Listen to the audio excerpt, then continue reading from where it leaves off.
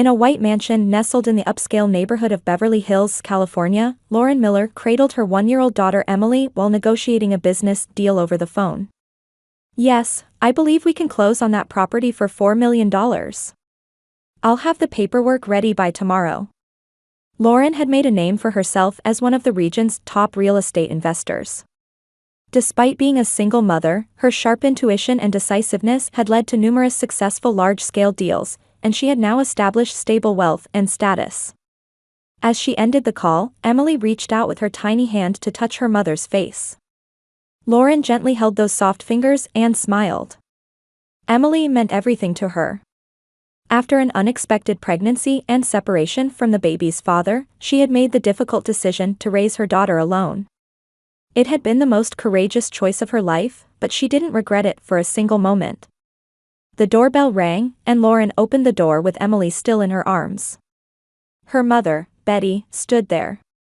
"How's Emily doing?" Betty reached out for her granddaughter, but Emily clung to her mother and refused to let go. "She's such a mama's girl," Betty muttered with a hint of irritation in her voice. Though Betty claimed to be proud of her daughter's success, Lauren didn't miss the envy lurking behind her mother's eyes. For Betty, who had worked as a high school teacher and lived modestly, her daughter becoming far wealthier than herself had likely stirred complicated emotions. "Aren't Carol and Thomas coming today?" Lauren asked, and Betty's expression softened slightly. "Carol is at Jim's job interview today. I wanted to bring Thomas along, but he's a bit under the weather, so I left him at home." Lauren's sister Carol had a 2-year-old son named Thomas, but her husband Jim had recently lost his job, putting them in financial difficulty. Carol had once aspired to become a nurse, but she got pregnant and married young, abandoning her studies. Since then, she had drifted between part-time jobs, never securing stable income. "I see. I hope the interview goes well," Lauren said with genuine concern. She truly wished for her sister's family to find financial stability. Betty sat down in the living room and sighed. "You're really blessed, Lauren. Living in such a beautiful home." Her compliment was thinly veiled envy. "I'm worried about Carol and Jim. They're not doing as well as you are," Betty continued. "All of us are hoping you might lend a hand." These conversations had become routine. Whenever Betty and Carol visited Lauren's home, they would envy her success and subtly ask for assistance. Lauren had already covered several months of rent for her sister's family and helped with Thomas's daycare expenses, but there was always an unspoken feeling that it wasn't enough. Lauren gazed out the window, remembering her childhood. Her relationship with Carol had always been competitive. Betty had always treated Carol as the sensitive and special child, while considering Lauren strong and independent, offering her less emotional support. As a result, Carol constantly felt inferior to Lauren, and Lauren always had to work hard to prove her love. "By the way, how's Emily's daycare?" Betty asked. "It's very good.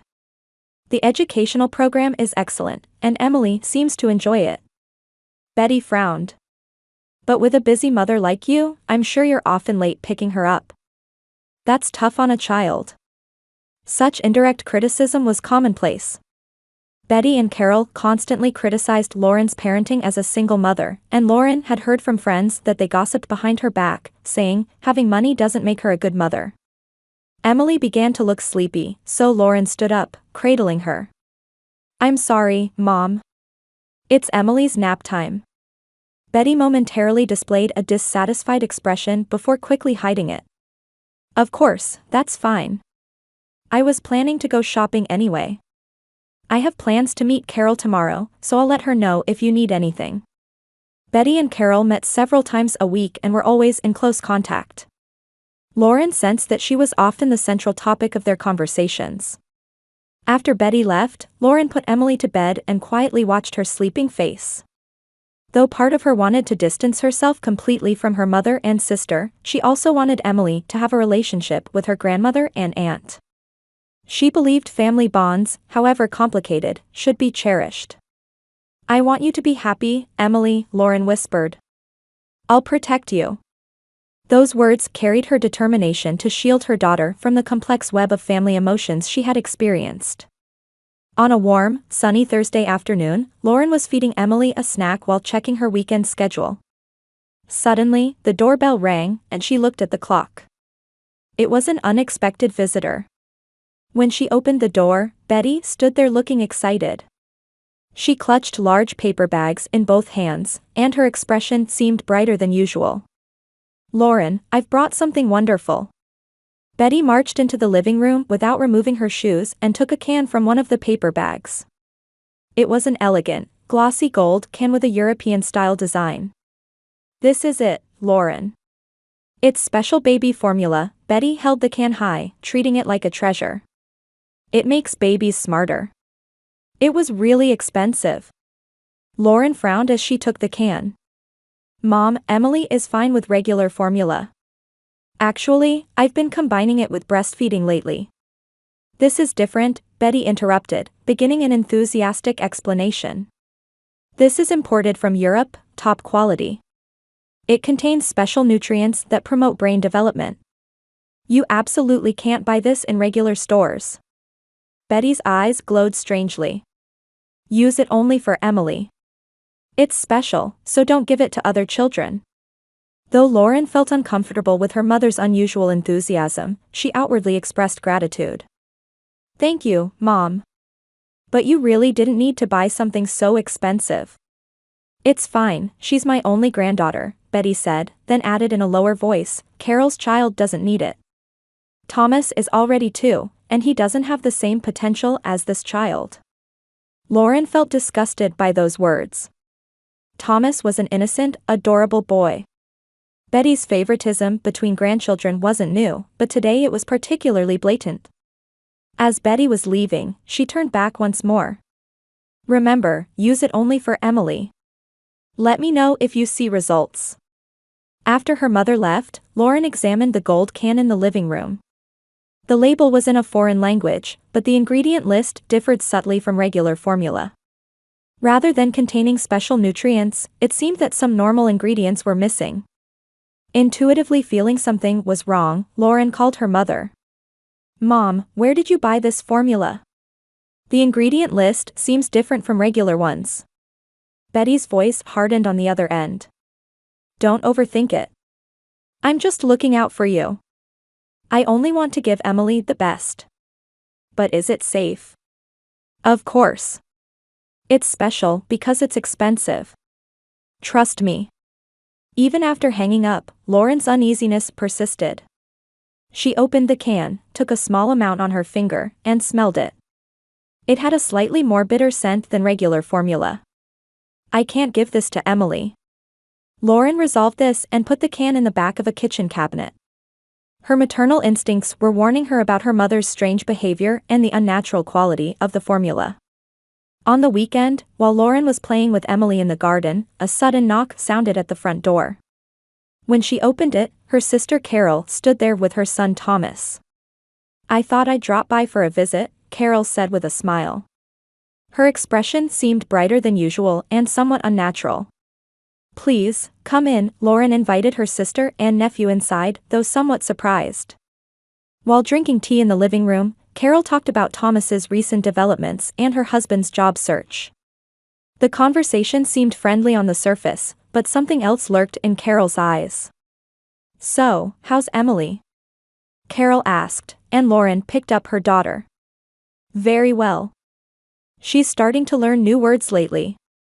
"That's good," Carol said, but her words lacked genuine joy. As the conversation progressed, Carol changed the subject as if by chance. "By the way, Thomas has had a poor appetite lately, and I'm worried.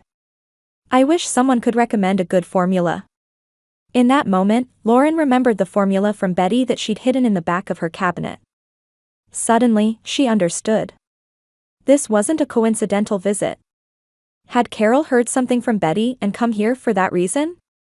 But why would her mother say the formula should only be given to Emily, while Carol seemed to want it? This contradiction strengthened Lauren's suspicions.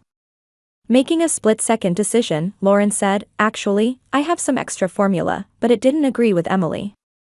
Would you like to take it?" Carol's eyes lit up momentarily. "Really? That would be helpful." Lauren retrieved the gold can from the cabinet and handed it to Carol. Mom brought it over. She said it was special, but it didn't work for us. After receiving the can, Carol stood up, looking somewhat rushed. Thank you, Lauren. This really helps. Well, we should be going now. Thomas, say goodbye to your aunt. As little Thomas waved bye-bye, Lauren felt uneasiness spreading in her chest. She had acted on her intuition, but was her judgment correct? That night, Lauren checked a message from Carol on her mobile phone. Thomas is happily drinking it. Thank you.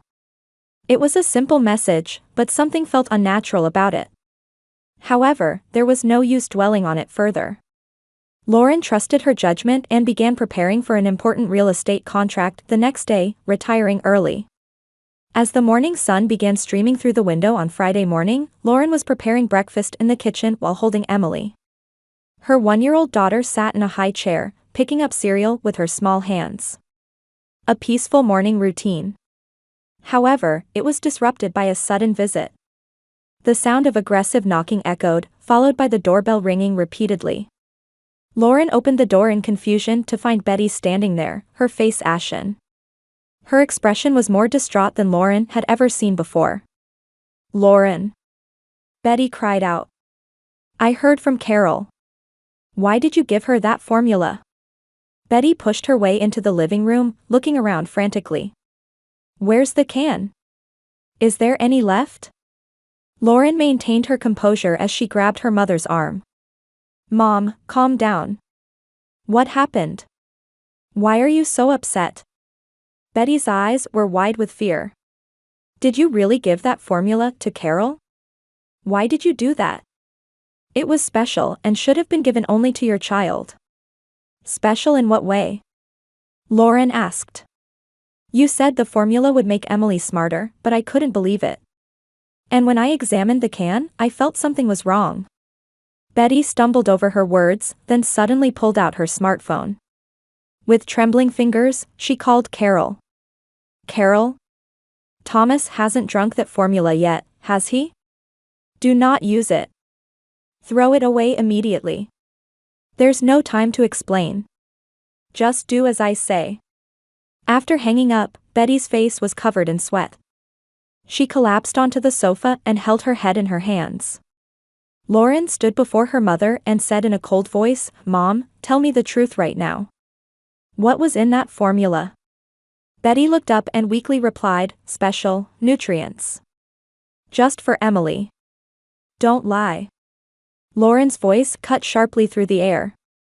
Your reaction makes it clear that the formula was dangerous. Were you trying to harm Emily? Betty covered her face with both hands. That wasn't what I intended. Just. At that moment, Lauren's smartphone rang. It was Carol calling. Lauren answered on speakerphone. Carol? Lauren, Mom suddenly called and told me to throw away the formula. What's going on? Thomas had a little yesterday, but there was no problem. Lauren caught her breath. How's Thomas? Is there anything unusual? No, he's fine. But. Carol's voice was filled with confusion. Why is Mom panicking so much? Lauren, staring at Betty, replied, That's what I'd like to know too. Mom, can you explain? After a moment of silence, Carol's voice came through again. Mom, what happened? Doesn't she know about the formula yet? Those words froze Lauren. Carol's statement seemed to suggest complicity. She apparently didn't realize the call was on speakerphone. Carol, what are you talking about? Lauren asked calmly. On the other end, Carol hurriedly said, Oh, nothing. Just a misunderstanding. Thomas is fine, so don't worry. Lauren made a decision. Carol, bring the formula here right now. Let's all talk together, including Mom. After hesitating, Carol answered, All right. I'll be there in 30 minutes, and hung up. Silence returned to the living room. Lauren lifted Emily from her high chair and held her tightly. Then she turned to face her mother. Mom, I'll ask you one more time. What was in that formula? Betty answered with trembling lips, special. It wasn't special, was it? Lauren interrupted. It was something dangerous? That's why you're panicking now. Tears began flowing from Betty's eyes.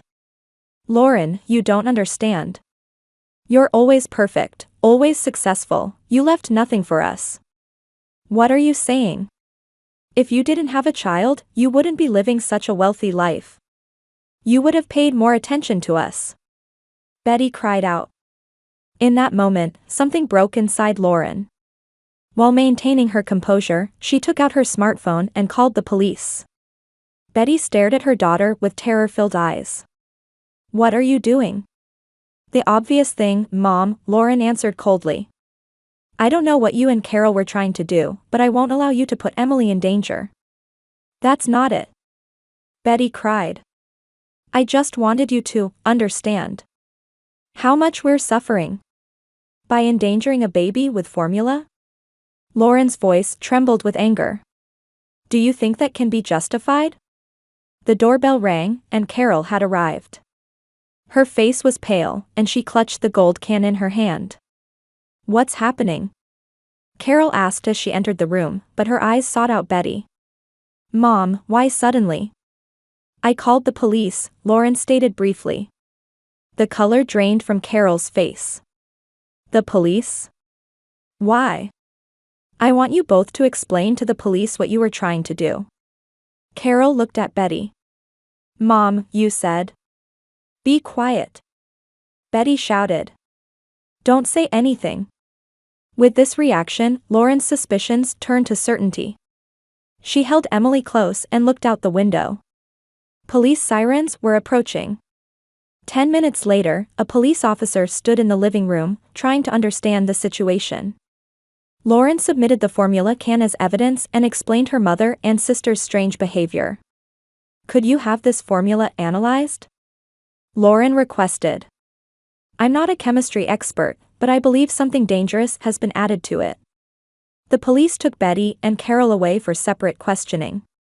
Both maintained their silence, only exchanging glances with each other. Lauren stood in the garden, watching the police vehicles drive away. Her heart was filled with anger and sadness, but most of all, relief. She was grateful that her intuition had been correct and, most importantly, that Emily was safe. It's okay, now, Lauren whispered, burying her face in Emily's soft hair. Mommy will protect you. However, this was only the beginning. Lauren needed to take further action to discover the truth about the formula. She took out her smartphone and called Marcus, a friend from college who was now a chemist. Marcus? It's Lauren. I need some professional help. At dusk, Lauren put Emily to bed and gazed at the sunset outside the window. It was still difficult to accept the reality of her family's betrayal, but she had to be strong. For Emily's sake. I need to know the truth, she told herself. And I will never let them near Emily again.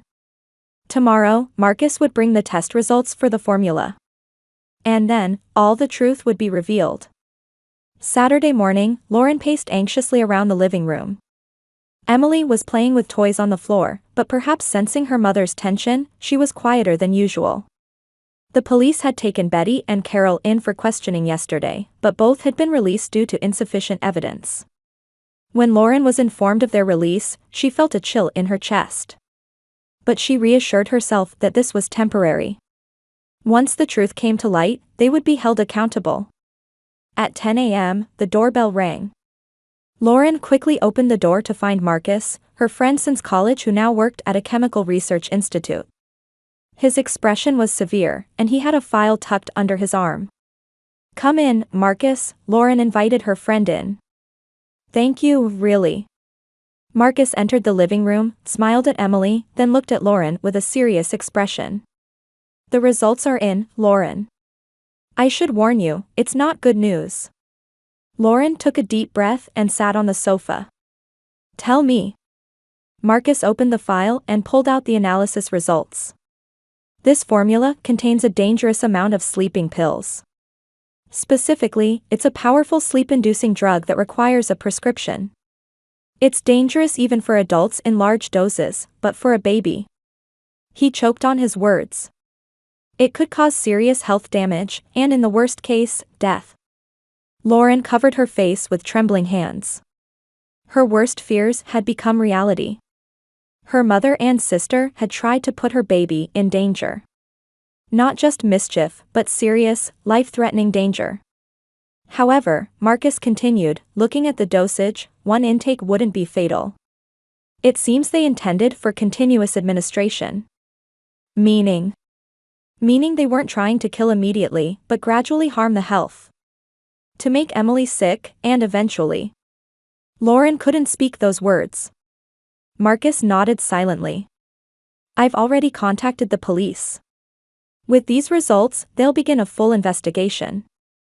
True to his word, by afternoon, Lauren received a call from the police informing her that Betty had been formally arrested on attempted murder charges based on the analysis results. Carol had also been taken in as an accomplice, and questioning was underway. The next day, Lauren was called to the police station. There, she would learn shocking facts. Ms. Miller, Detective Harris said, Carol has confessed. She admitted that she and your mother planned to harm Emily. Lauren was speechless. But, why? Jealousy and resentment toward you, Harris said matter-of-factly. Carol eventually told everything in the interrogation room. We hated Lauren's life. She was always better than me, successful, pretending to be a perfect mother. Harris continued, looking at the police records. She further stated, if Emily wasn't around, Lauren would have returned to her old life and paid more attention to us. Anger and sadness washed over Lauren. Learning the depth of the ugly emotions her mother and sister harbored made her body tremble. What was their plan? She asked in a small voice. When we searched Betty's house, we found prescription sleeping pills and evidence that she had been experimenting with mixing them into formula. Furthermore, Harris hesitated for a moment. We discovered photos of you and Emily that had been defaced. Lauren closed her eyes. She didn't even want to imagine it. Betty's diary contained entries about her jealousy and resentment toward your success and happy life. The thought, if only Emily weren't around, Lauren would go back to being the daughter she used to be, was written repeatedly. And Carol? Numerous messages were found on Carol's phone discussing plans with Betty. They were also talking about creating alibis to make it look like an accident with Emily. Lauren listened in disbelief. The family she grew up in, the mother who raised her, the sister she played with. The depth of hatred they harbored was beyond Lauren's understanding. Ms. Miller, Harris said gently, you took very brave action. If you had given that formula to Emily. He left the sentence unfinished, but Lauren understood.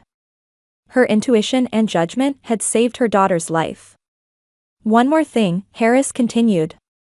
When you gave the formula to Carol, she told you she would give it to Thomas, but apparently she had no such intention. According to Carol's statement, she planned to confirm that the formula had been returned and report to Betty that the plan had failed. So Thomas didn't actually. He didn't drink the formula. Carol lied just to reassure you. Hearing this, Lauren felt slightly relieved. At least an innocent child hadn't been endangered. What will happen to them? Lauren asked. They'll await trial. There's sufficient evidence, so a guilty verdict is certain. Betty will receive a long sentence for attempted murder, and Carol will serve a prison term as an accomplice. Lauren nodded quietly. Justice would be served. But the reality that family bonds had been permanently broken weighed heavily on her heart. After leaving the police station, Lauren sat on a park bench and looked up at the twilight sky. Emily was sleeping in her stroller. How did it come to this? She asked the sky. She pondered how jealousy and resentment could so distort a person's heart. Just then, her cell phone rang. It was from an unknown number. Lauren, a male voice said. This is Jim Taylor, Carol's husband. Lauren was momentarily speechless. Jim. I heard everything, his voice was filled with sadness. What Carol and Betty tried to do. I can't believe it. About Thomas. Thomas? He knows nothing about this. He's just confused that his mother has been arrested. You're his aunt. If possible, could I bring him to see you sometimes? He's innocent in all this. Lauren felt her heart constrict. Thomas was indeed an innocent victim. He bore no guilt. Of course, Jim, she answered gently. Thomas can come visit anytime. He's my nephew. And if you need anything, just let me know. I'll do whatever I can. After hanging up, Lauren gazed at Emily's sleeping face. We'll move forward, she whispered softly.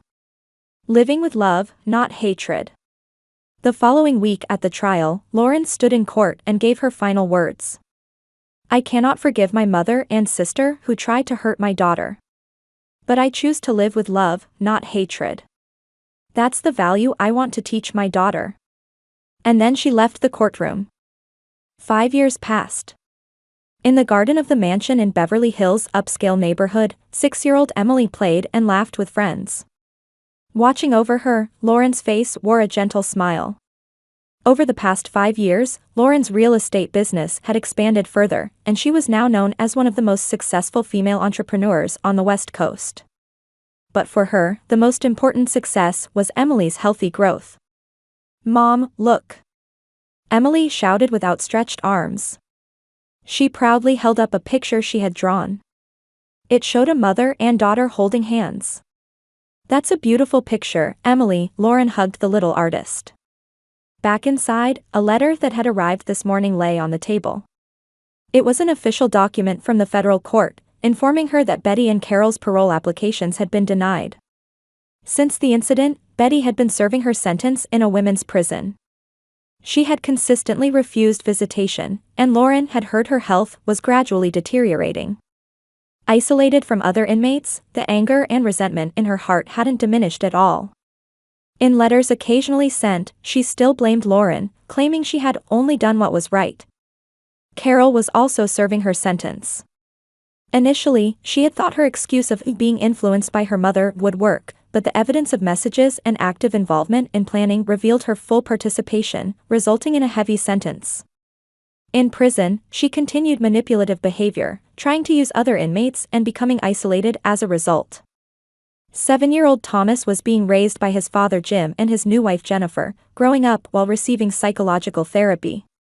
True to her promise, Lauren provided financial support and educational funds to ensure Thomas would walk a different path than his mother. Once a month, Thomas visited Lauren's home to play with Emily. The innocent friendship between the two children was proof that the dark shadows of the past wouldn't reach the future. Mom, is Thomas coming today?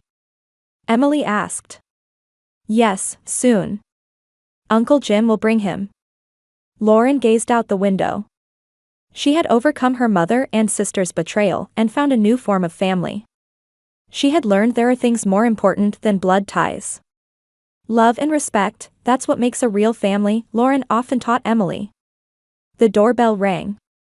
Lauren took her daughter's hand and headed to the entrance. I love you, Emily. You're my treasure, Lauren kissed her daughter's cheek. Now, let's welcome Thomas. As she opened the door and greeted Jim and Thomas with a smile, Lauren thought, beyond past pain, she had built new happiness through her own choices. And as the letter from the court had shown her, justice exists in this world. It was a definite step toward the future.